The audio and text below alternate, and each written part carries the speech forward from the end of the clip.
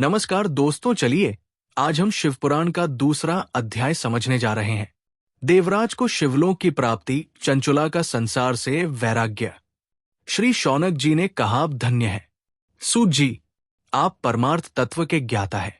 आपने हम पर कृपा करके हमें ये अद्भुत और दिव्य कथा सुनाई है। भूतल पर इस कथा के समान कल्याण का और कोई साधन नहीं है। आपकी कृपा से ये बात हमने समझ ली है। सूत जी, इस कथा के द्वारा कौन से पापी शुद्ध होते हैं, उन्हें कृपा पूर्वक बताकर इस जगत को कृतार्थ कीजिए।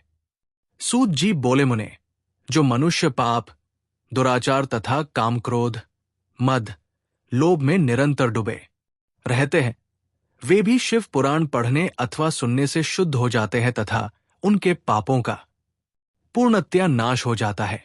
इस विषय में मैं तुम्हें एक कथा सुनाता हूं। देवराज ब्राह्मण की कथा।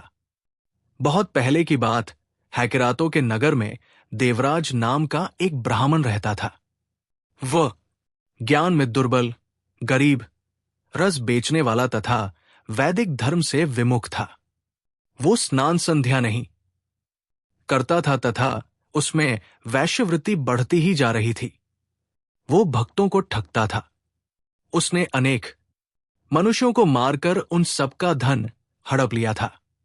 उस पापी ने थोड़ा सा भी धन धर्म के काम में नहीं लगाया था। वो वेश्यागामी तथा आचार भ्रष्ट था। एक दिन वो घूमता हुआ दैवयोग से प्रतिष्ठानपुर झूसी प्रयाग जा पहुंचा। वहां उसने एक शिवालय देखा जहां बहुत से साधु महात्मा एकत्र हुए थे। देवराज वहीं ठहर गया। वहां रात में उसे ज्वर आ गया और उसे बड़ी पीड़ा होने लगी। वहीं पर एक ब्राह्मण देवता शिव पुराण की कथा सुना रहे थे। ज्वर में पड़ा देवराज भी ब्राह्मण के मुख से शिव कथा को निरंतर सुनता रहता था। 1 मास बाद देवराज ज्वर से पीड़ित अवस्था में चल बसा। यमराज के दूत उसे बांधकर यमपुरी ले गए। तभी वहां शिवलोक से भगवान शिव के पार्षदगण आ गए। वे कर्पूर के समान उज्ज्वल थे। उनके हाथ में त्रिशूल, संपूर्ण शरीर पर भस्म और गले में रुद्राक्ष की माला उनके शरीर की शोभा बढ़ा रही थी।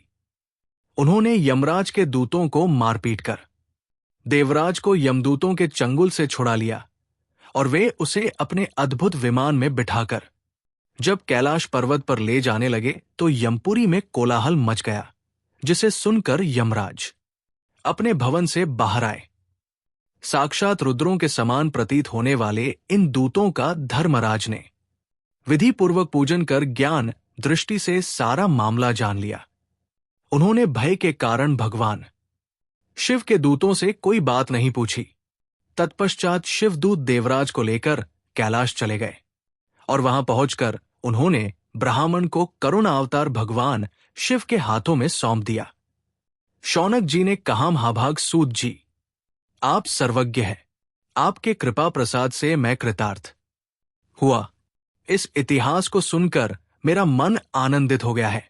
आत भगवान शिव में प्रेम बढ़ाने वाली दूसरी कथा भी कहिए।